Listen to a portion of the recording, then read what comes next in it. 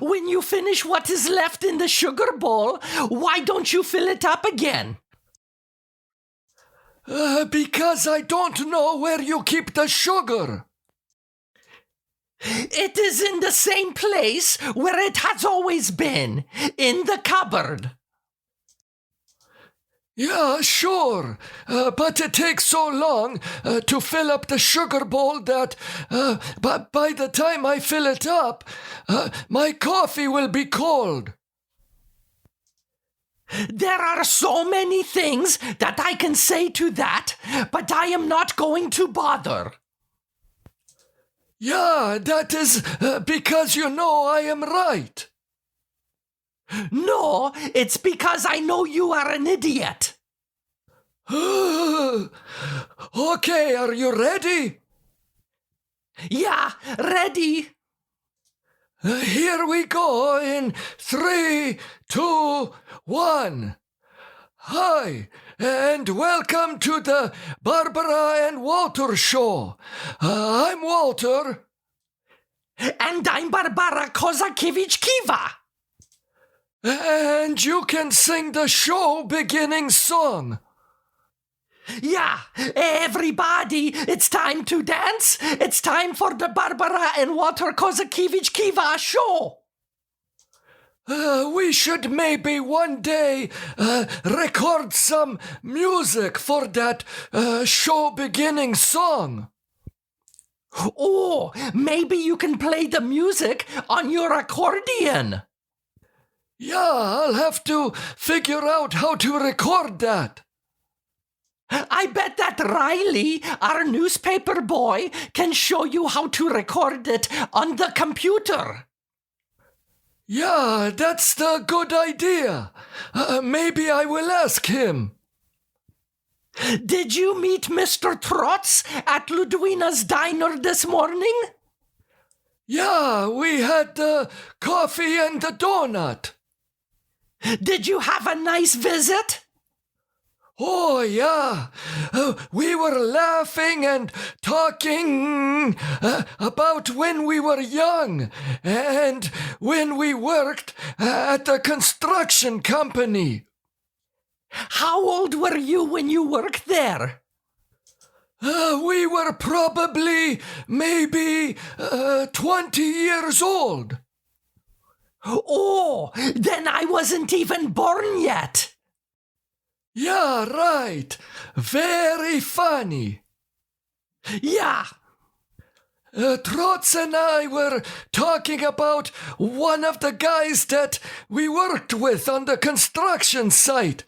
His name was Tony.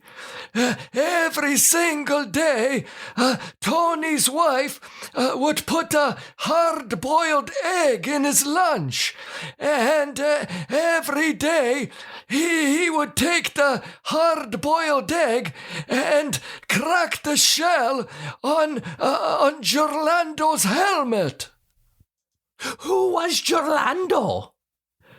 He was a guy that we worked with. Why did the Tony guy crack his egg on Gerlando's helmet? Because it was funny. Every day he cracked the egg on Gerlando's helmet and then he peeled it and ate it. That's not very nice. What? It was funny. But it was even more funny one day when he cracked the egg on Gerlando's helmet, but the egg was raw, and it poured all over Gerlando's helmet and his shirt. Did Tony's wife forget to boil the egg? No, Trotz brought a raw egg to work that day, and before lunch, we went to where all of our lunch boxes were, and we opened Tony's lunchbox, and we took out the hard-boiled egg and put in the raw egg. Is that why you got fired from the construction? What are you talking about? I didn't get fired. I quit. I got the other job somewhere else. Did Mr. Trotz get fired? No, Mr. Trotz stayed there, and he worked in construction all of his life.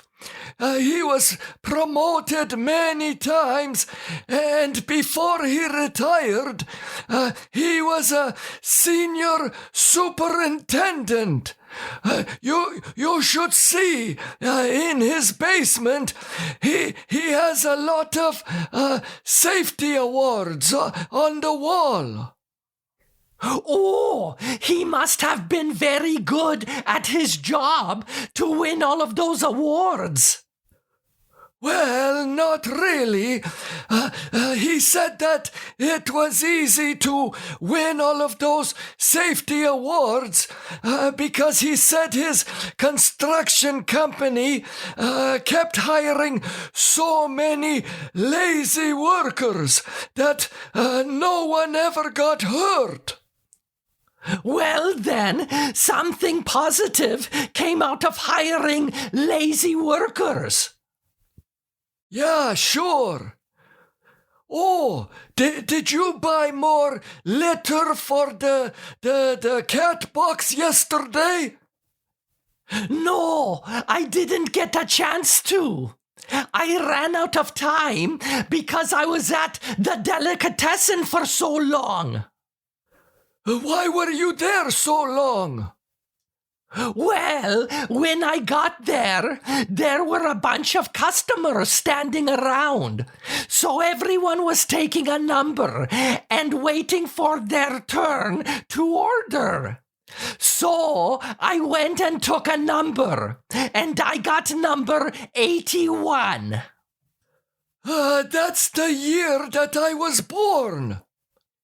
Yeah, maybe 1881.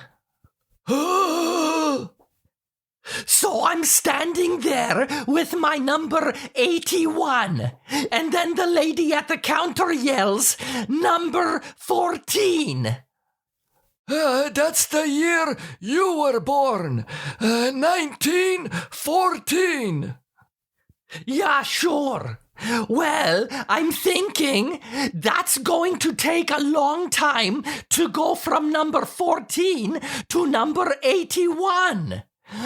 About a half an hour later, the lady yells, number 50. So I'm thinking that they're getting closer to my number. Then you won't believe what happened, Walter. What? After they called number 50, the next number the lady called was number 1. How could that happen when you have the number 81? Well, it was then that I realized what I did. I remembered that earlier they kept calling one number, and that person never showed up at the counter to order anything. What number was that? It was number 18. So what? Oh! Yeah! It was then that I realized that my number 81 was an upside down number 18. So, when they were calling number 18, that was supposed to be me. And the numbers only went from number 1 to number 50. So, there was no chance that they would ever call your number 81. No. So this time, when the lady called number 18, I was ready. Well, that's good. Did you buy some sausage? Yeah, and I also bought some salami. When I went and ordered 300 grams of salami, the lady asked, Genoa salami? And I said, yes, my husband. Get it? Genoa salami? Yeah, my husband. Oh, you are so funny. Yeah. Oh, Richard phoned and he said that he has booked his flight to come home next month. It will be a nice break for him after working so hard. Working hard? What the hell are you talking about? Well, he's in university. He's been going to university for 12 years, and he still doesn't know what he wants to be. And he will never figure it out because he is taking courses on Britney Spears and crap like that. Oh, all of his courses aren't like that. What was the new course that he told us about last month that he was starting? Tree climbing. Yeah, tree climbing. Very useful. They probably also teach the course on how to cut the grass or how to brush your teeth. Oh, I know a course that would be very good to teach at the university. What? How to dress when you go to the airport. Oh, I know that makes you so mad. Yeah, they have the rules at the airport about how many suitcases you can take, how early you have to be at the airport before the plane leaves. They have the rules that you have to show your passport or your driver's license, and they even take away the drinks or the lotions at the security. Like the time the security guy took away your gigantic tube of hemorrhoid cream. Yeah, that was stupid. They have all these rules about everything, but they don't have any rules about how to dress at the airport. Every time we go to the airport, we see lots of peoples walking around in their pajamas and laying all over the place. Well, they just want to be comfortable on the plane, Walter. They get comfortable even before they go on the plane, bah. Lots of them lay on the floor and peoples have to walk around them. Some of them even use up 3 or 4 seats so that they can lay down and rest their big fat heads. I sometimes see some peoples who bring their own pillows from home. Yeah, if you're bringing the pillow, why don't you bring the entire bed? And if you want the snack, why don't you bring the fridge from the house? Why not? Do you remember when we were young and what it was like to go to the airport and fly somewhere? Yeah, I remember back when I was my age, everybody at the airport were dressed up in the suits and the nice clothes. It was the big thing, the big event to get on the plane to fly somewhere. Yeah. Oh, but nowadays, half the peoples look like they just fell out of the bed, didn't even comb their hair, and just drove to the airport in their pajamas. You can't bring the hemorrhoid cream to the airport, but if you dress up like bananas in pajamas, you can do whatever the hell you want. Oh, I remember that show. What show? The one that was about bananas that wore pajamas. I have never heard of it. Really? Do you remember the last time that you and I went on an airplane and the lady at the counter told us that the airplane was full and that you and I were in different rows and we could not sit together? Yeah, and you said thank you. And you asked if you have to pay extra for that. Yeah. You are so funny. Do we have any messages to read this week? Yeah, people sent us the messages at our website, www.barbaraandwalter.com. Yeah. The first message is from Zoe in Moncton, New Brunswick. Zoe says, Dear Barbara and Walter, when you two started dating, did you both get along with each other's parents? Oh, yeah. My parents loved Walter. After Walter and I had been dating for a long time, I remember my dad asked Walter if he was going to give me a ring. Yeah, and I said, well, I guess I probably can, because I know Barbara's phone number. Oh, very funny.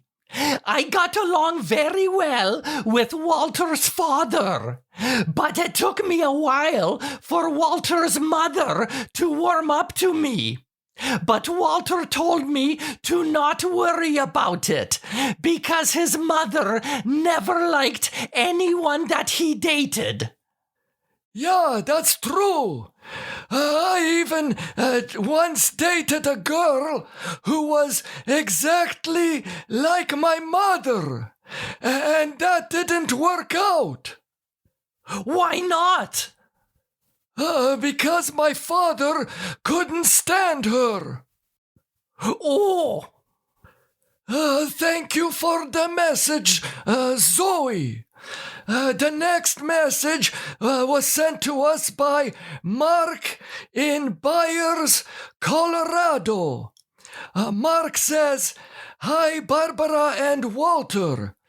If someone gave you access to a time machine, what time period would you travel to? Oh, I would like to travel back to maybe the early 1970s. 1970s? Why? It was a simpler time, and there are so many things that I miss from back then. Like what?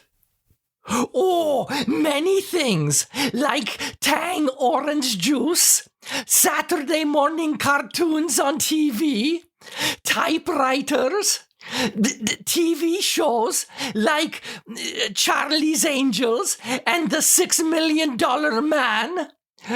Also, not needing to wear a helmet when you go on a motorcycle.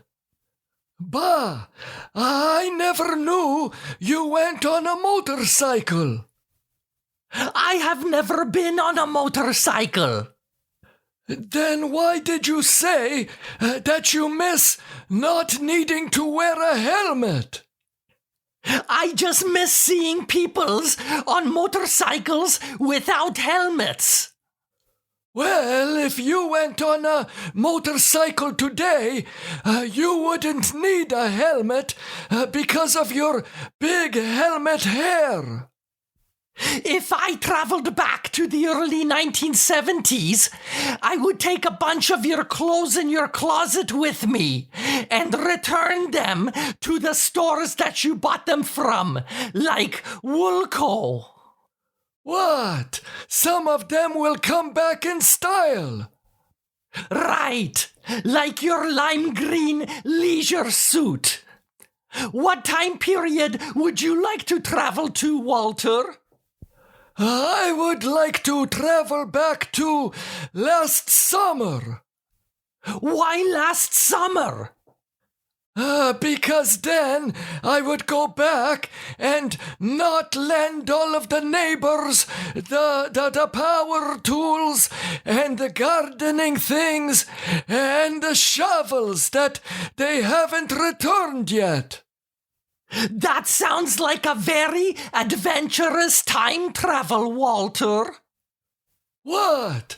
They're my things, and I want to get them back.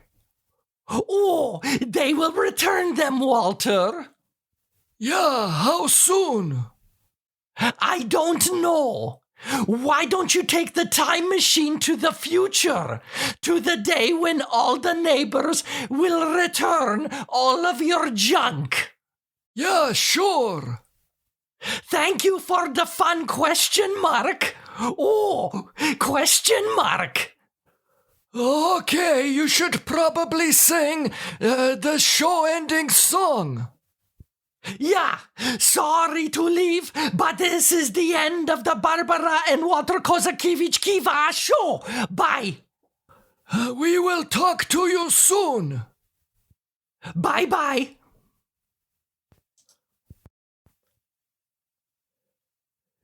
Yeah, all of the neighbors still have lots of things of mine. They will return them, Walter. Next time you want to lend something to the neighbors, lend them some of your clothes from the 1970s. Yeah, if they saw them, they would want to borrow them. Yeah, so that they can wear them to the roller disco. Are you hungry?